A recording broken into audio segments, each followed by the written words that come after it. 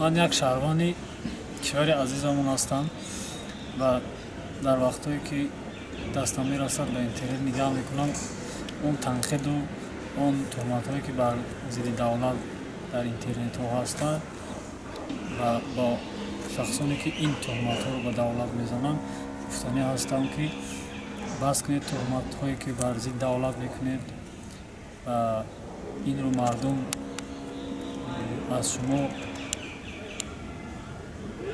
ҳамчун ҳақиқат қабул намекунад. ҳодисаҳои соли 2015 ишон ин чеҳраи аслии шуморо нишон медиҳад ки дигар мардум шуморо гӯш намекунад, дигар мардум ба шумо эътимод надорад. Тоҷикистон барои мо модар аст.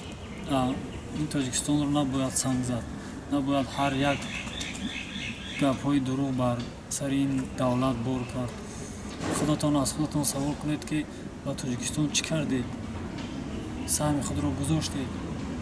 аз ду рафта ба Тоҷикистон ба ватани худ санг мезанед. Инсони боақл набояд бар ватани худ тӯҳмат бизанад ва иғво андозад. Аз ин ҷо маълум мешавад ки шумо одамҳои солим нестед.